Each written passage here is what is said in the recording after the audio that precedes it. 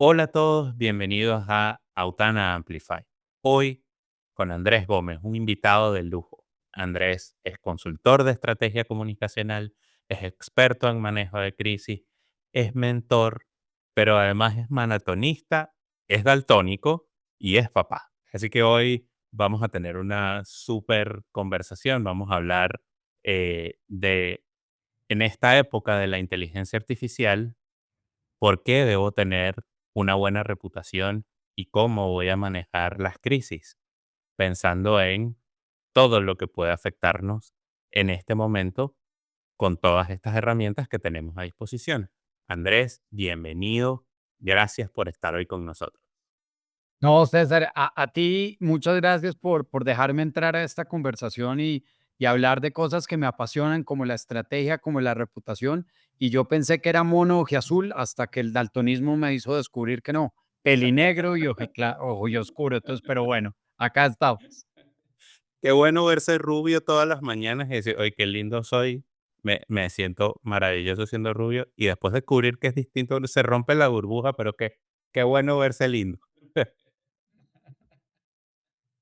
Andrés, yo creo que para empezar, y esto es algo que a mí me gusta hacer con frecuencia, cuéntame un poco de tu historia, cómo llegaste hasta aquí, cómo entraste al mundo de construir reputación para empresas y cómo entraste a hablar de toda esta corriente que es tan importante y que creo que las empresas a veces no siempre le dan el peso que deberían darle.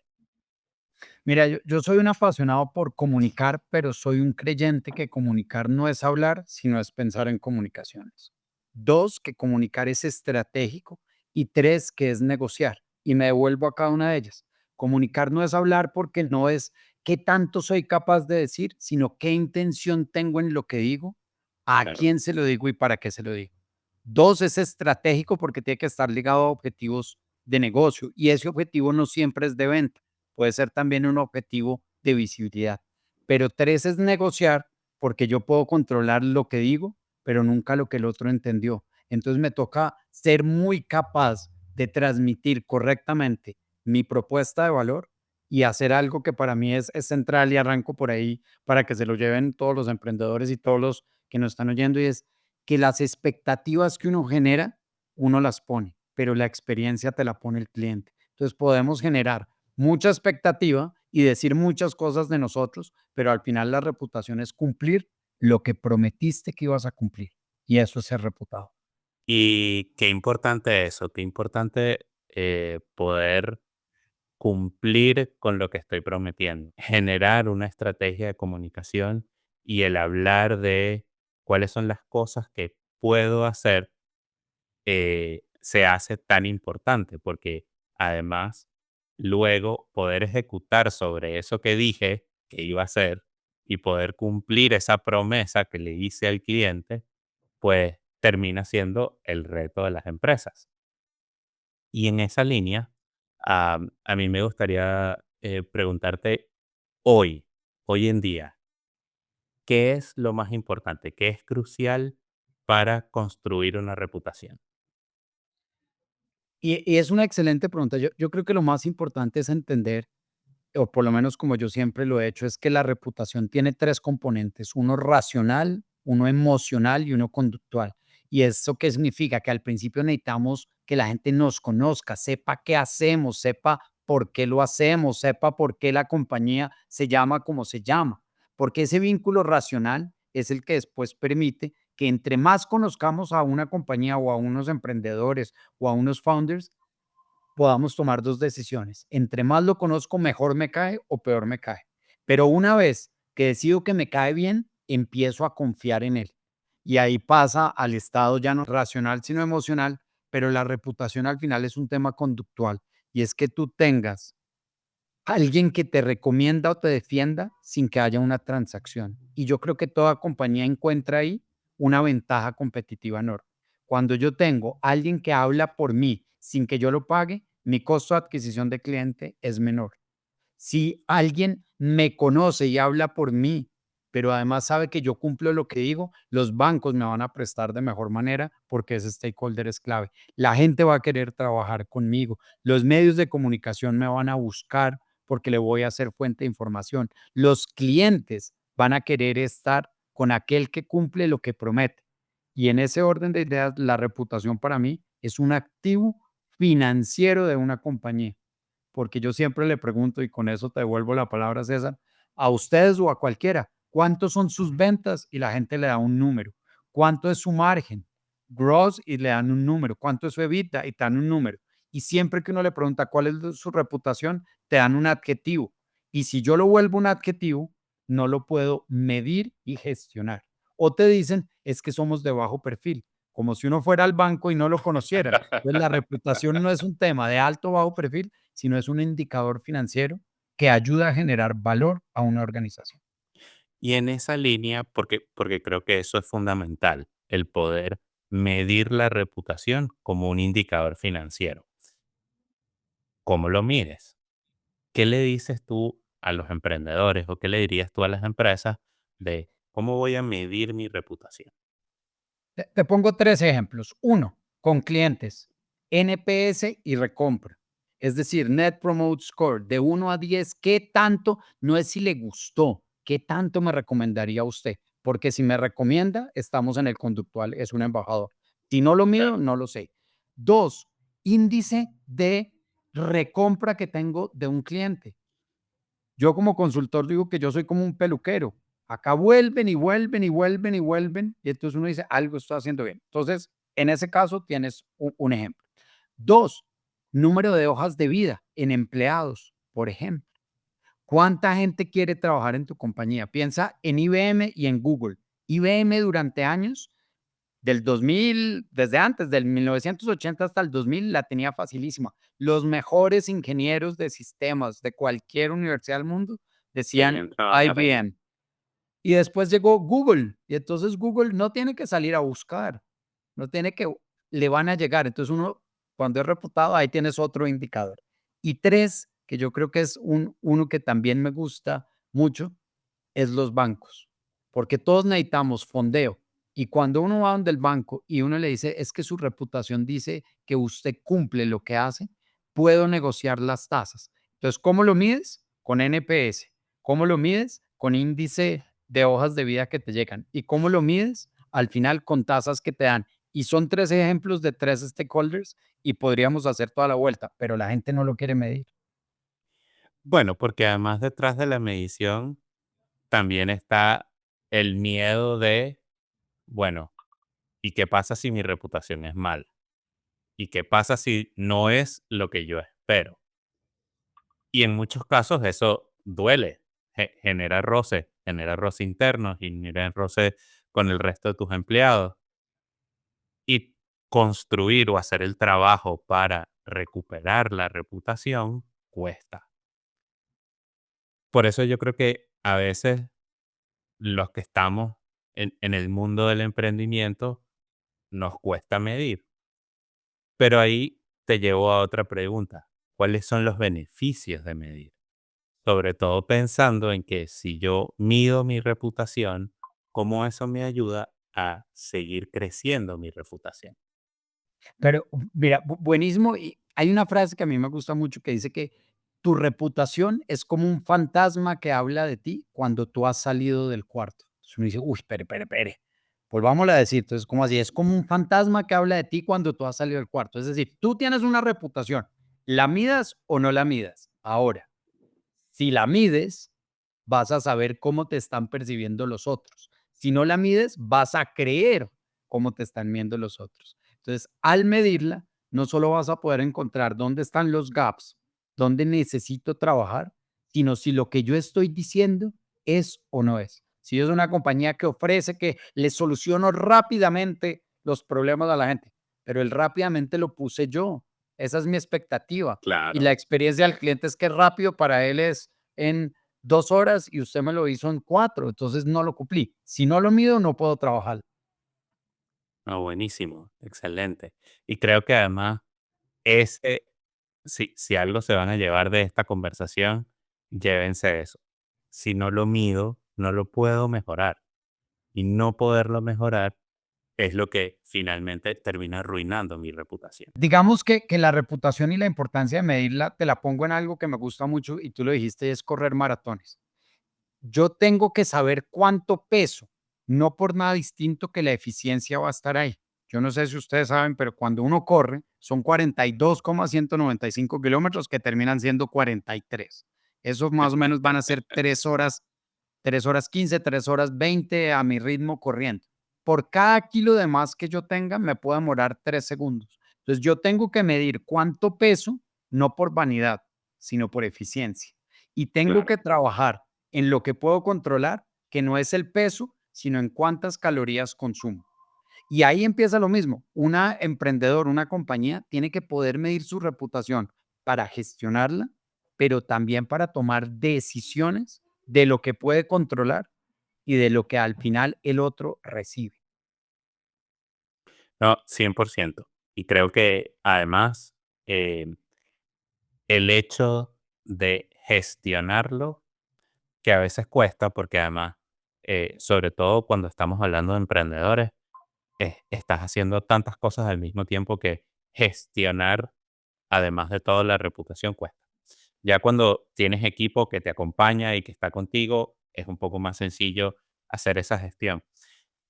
Pero yo creo que una de las cosas que, sin duda, todos los que estamos en este mundo del emprendimiento, del desarrollo, del crecimiento debemos hacer es hacer ese manejo, porque no hacer ese manejo nos va a llevar a momentos de crisis. Entonces, ahí te quiero también preguntar y pedirte reflexión en términos de, ok, ya no lo gestioné, estoy tarde, se presentó una crisis. ¿Cómo manejo la crisis? Eso es como le preguntan a uno, cuando me estoy ahogando, ¿cómo aprendo a nadar? Entonces, pues no, tienes razón. Pero al final yo creo que dos cosas, y arranco por una y me devuelvo un pedazo, César, que yo creo que es la reputación hay que construirla desde el día antes de empezar la compañía. Y desde el día antes es desde el plan de negocio, desde qué le estamos Claro. diciendo a esos inversionistas. Y hay que gestionarla todos los días. Pero dos, pensemos que esto es como una cuenta de ahorros o como un tanque de oxígeno. Si tú construyes reputación en momento de crisis, vas a poder sobregirarte.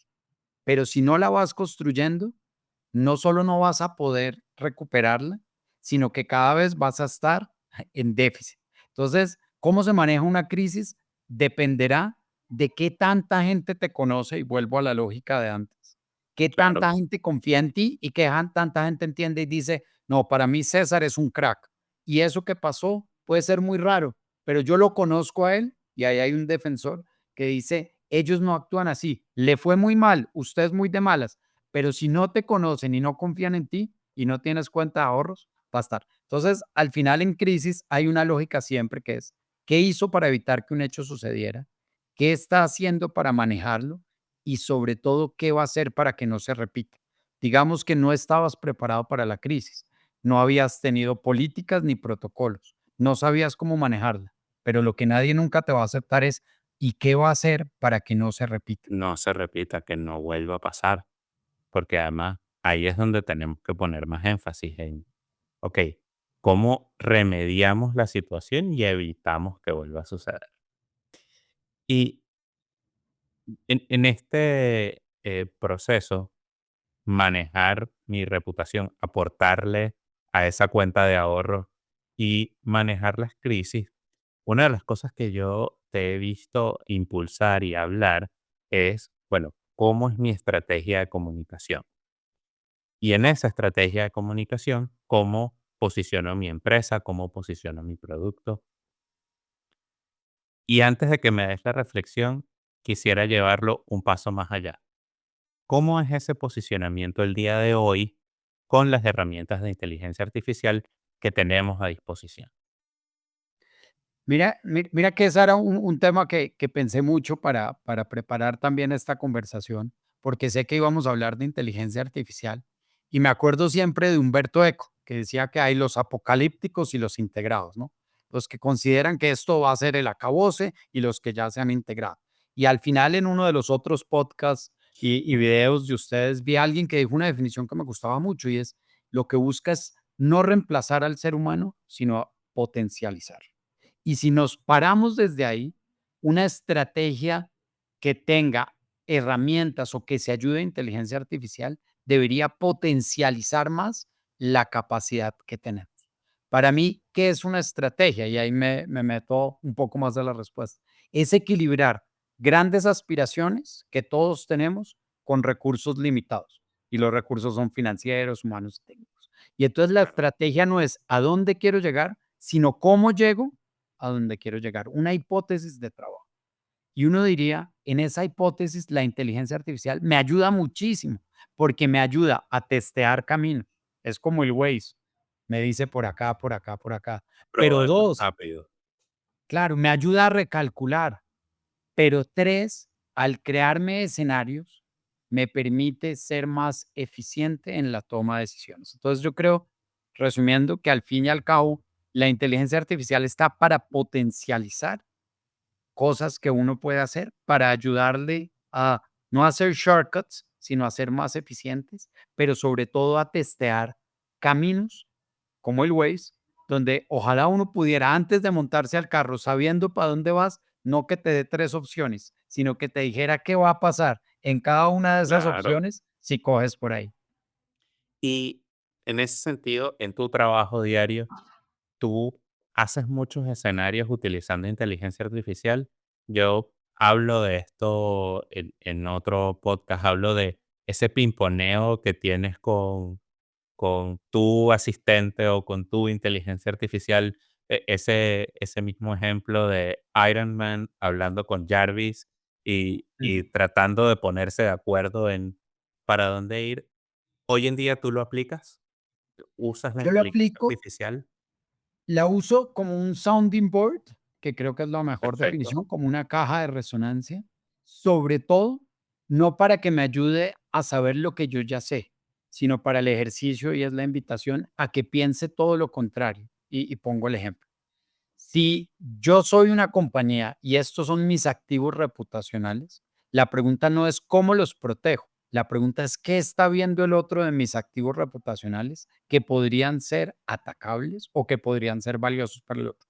Y esa conversación, que es la misma que tiene un maratonista durante 42 kilómetros, ¿no? Está en su caja de resonancia interna, al final permite tener visiones que a uno no se le ocurrirían. Es un poco como ese pensamiento lateral de Edward de Bono, que claro. te trae a la mesa ya no 6 o 7 sombreros, sino te trae un sombrero mágico donde están todos y juega. Entonces, es como tener una conversación con múltiples que nos ayuda, yo creo que no a tomar decisiones, sino a poder hacer escogencias y renuncias sobre decisiones.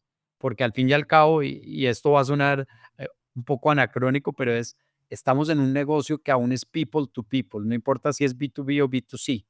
Y, Correcto. y, y, y ahí esa anacronía es cómo llego yo a tener la capacidad de encontrar el mejor camino, pero habiendo sondeado muchos. Y perdón, y ya prometo callarme, es que a mí me encanta Ah, hablar. no, por Pero mira favor, que de eso se trata. hay dos animales que en estrategia son fundamentales. Uno es el zorro y el otro es erizo. Porque el zorro es un animal que sabe mucho, pero no toma decisiones y siempre piensa y analiza. Y el erizo no sabe nada, solo una cosa que es defenderse. Y yo siempre he creído que en estrategia uno debe ser primero zorro, pensar, pensar, pensar caminos, pero tomar una decisión. Porque si abres 10 o 20 caminos, se enreda uno. Pero si uno no abre los caminos, pues tomó una mala decisión. Entonces, creo que al final la inteligencia artificial nos ayuda a ser ese zorro sabio, inteligente, sagaz, que abre caminos y probablemente nos abre trochas o caminos despavimentados que no habíamos visto en nuestra forma más tradicional de ver. Me encanta la asociación y esa similitud con estos animales, porque además, de alguna manera, me lleva a pensar en, bueno, cuántas veces por no haberle explorado todas las opciones que pudieron presentarse, como empresa nos encontramos descubiertos, porque decimos, oye, esto nunca se me hubiese ocurrido. Y pasó a los 2 días que abrí la empresa. Entonces, poder tener herramientas que, como tú bien lo decías, nos potencien, nos ayuden a visualizar esas otras aristas que naturalmente no podríamos ver, yo creo que van a ser muy potentes. Y eso me lleva a otro tema que me gustaría discutir contigo. Estamos en este momento en la era de los unicornios de un solo empleado. Y yo soy un fiel creyente de que lo vamos a ver muy pronto, empresas con grupos de empleados muy pequeños y ya haciendo emprendimientos como un unicornio. Y yo creo que para eso, tener una estrategia bien establecida eh, tiene que ayudar y resuena con eso que estabas diciendo. Pero me pregunto, ¿cómo un unicornio de una sola persona compite hoy en términos de reputación con estas empresas tan grandes? ¿Cómo compito con Microsoft? ¿Cómo compito con Google? ¿Cómo compito cuando soy yo el que está tratando de crear la reputación de mi empresa? Mira que ya te dije la metáfora del fantasma, pero te voy a traer otra. Y esta la dijo un chamo de un compatriota tuya. Y la dijo y yo me la aprendí en venezolano y te la voy a decir en venezolano. Me dijo, mira, Muy bien. André, marca es el perfume que te echa, reputación es el olor que dejas. Y yo le dije, "Hércules". Y entonces cuando me dijo eso, al final si eres un unicornio de una sola persona, tu marca y tu perfume van a ser, o sea, tu olor y tu reputación van a ser la misma. Y tienes que ser con las ventajas que tiene, de lo cuidadoso que debe ser uno, que su compañía tenga su nombre, su reputación y todo, pero que ese perfume que dejes tenga ese olor que al final sea llamativo. Porque las grandes compañías, de todos modos, fueron el inicio en su momento de un emprendedor.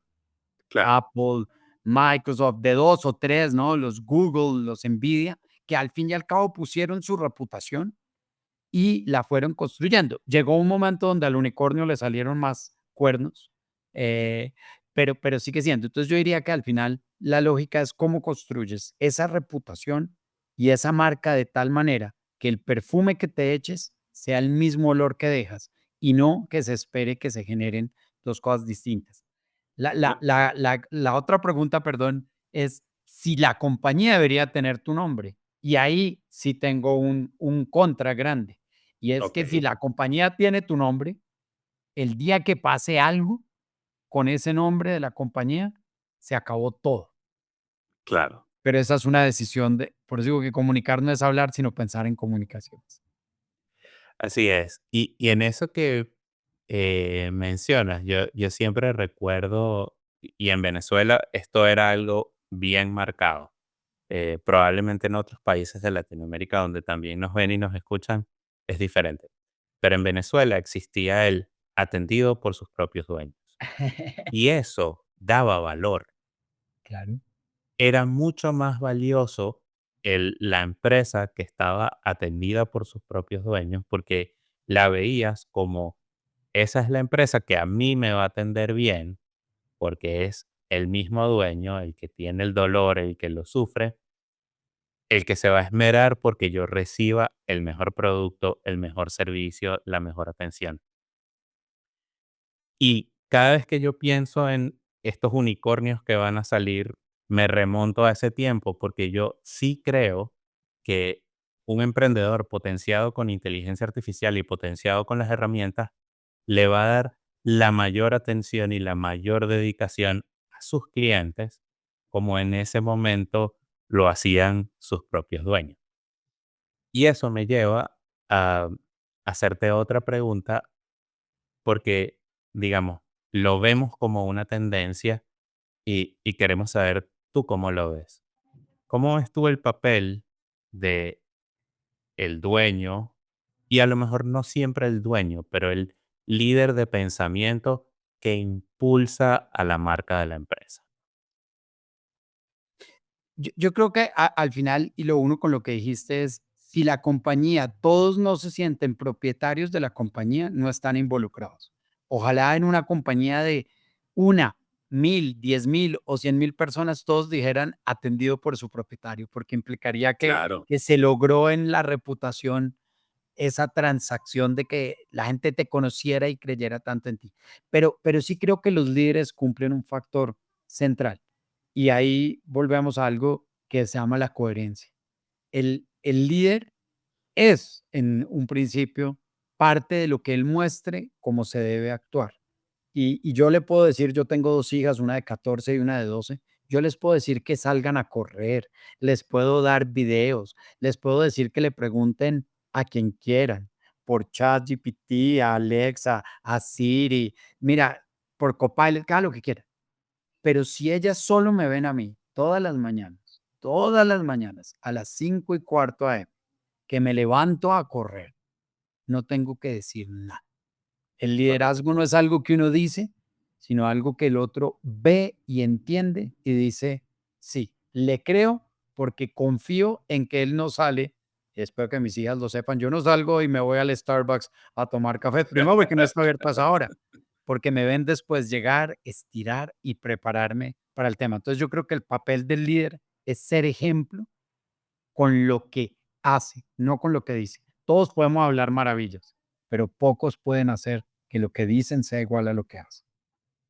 Y yo creo que en la estrategia de comunicación también forma un papel fundamental ese líder, porque tú decías algo que nosotros lo hemos visto en nuestro equipo, es los clientes son capaces de ver como, ah, este es un crack.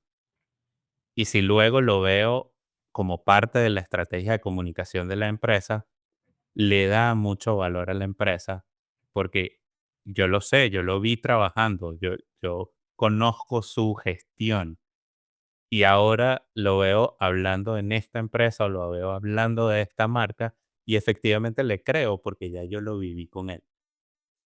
Claro, porque mira que al final yo podría decir, acá hay alguien que me conoce, pero muchos no. Yo podría hacer una campaña espectacular que dijera, Andrés es un gran bailarín.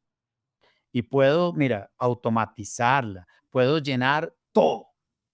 Habrá gente que dice, pues yo no he bailado con él y tomará dos decisiones. Yo creo que sí o yo creo que no.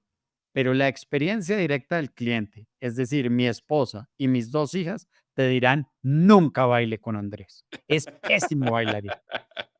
Entonces, no importa lo que yo diga, sino la experiencia directa del cliente, porque todo lo otro no es reputación, no es comunicación, es un greenwash, un brandwash, un pinkwash, cualquier wash que quieras, y al final eso no es una estrategia, porque hablan de ti, pero cuando te conocen, entonces más bien yo digo, yo no sé bailar. Imagínate, a veces bailo con mi hija y dice, papá, pero no eres tan malo. Le digo, no, pero no sé, expectativa versus experiencia. Sí, muy buen manejo de las expectativas allí. Decir que yo no sé bailar para que después no se vea tan mal. Sí, sí, pues la vara está bajita y demás, pero piensa que los emprendedores muchas veces las propuestas de valor dicen que yo le voy a solucionar todo, ¿no? ¿Y qué es una propuesta de valor? ¿Qué puedo hacer yo por usted? ¿Qué le ofrezco y por qué me debería contratar? Y el área de ventas es espectacular. Y después La el realidad. área es otra. Y al final eso te va quitando la reputación. Entonces, una estrategia de comunicación debería encontrar realmente cuál es nuestra ventaja competitiva, qué es lo que cumplimos y luego cómo lo comunico, no al revés, porque arrancamos siempre, ¿cómo comunicamos mejor? Nos falta comunicación y nos falta estrategia, ¿no? La estrategia no es lo que quieres hacer, es lo que haces. Claro, definitivamente. Yo quiero dejarte con una última pregunta, no porque no tengamos más que hablar, yo creo que aquí pudiéramos estar hablando un montón, pero a mí siempre me gusta hablar de cómo vemos el futuro.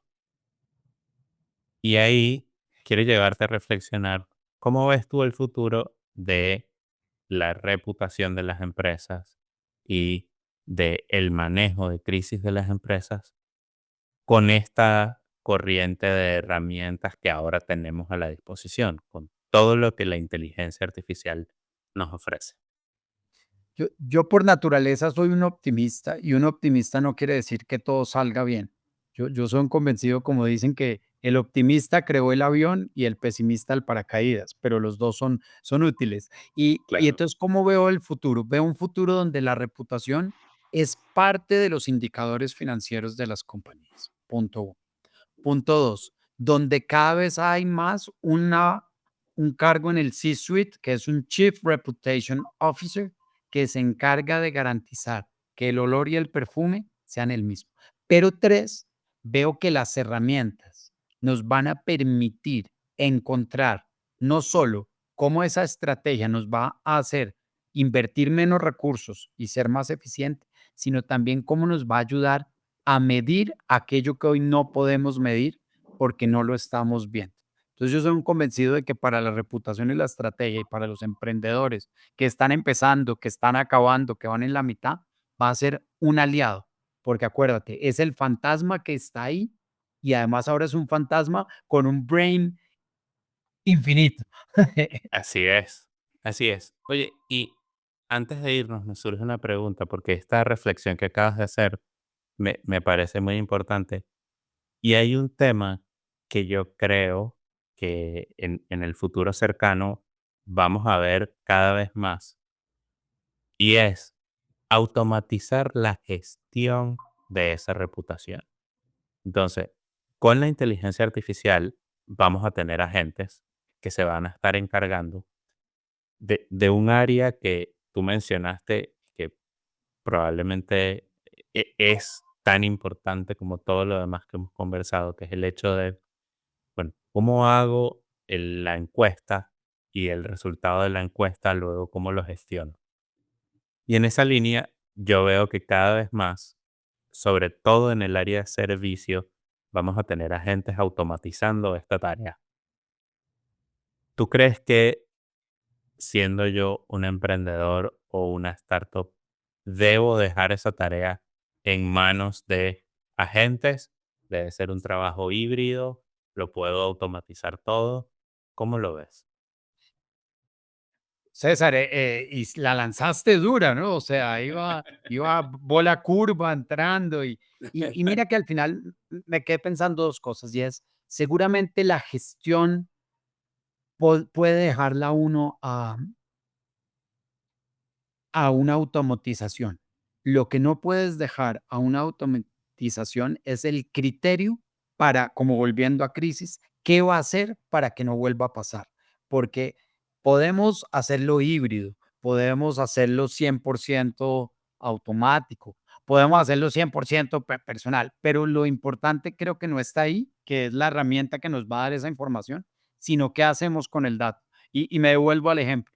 Si yo me paro sobre la balanza, sobre la báscula, y al final me dice que estoy hoy en 63 kilos y yo para correr tengo que estar en 62, esa información solo me sirve sí y solo sí, y me puede dar índice de masa corporal, grasa, todo lo que quiera, sí y solo sí soy capaz de hacer algo con la información que tengo. Entonces, qué bueno que podamos preguntar más, qué bueno que podamos automatizar más temas de servicio al cliente, pero qué importante que podamos tomar decisiones como líderes y emprendedores para que lo que pasó se pueda mejorar.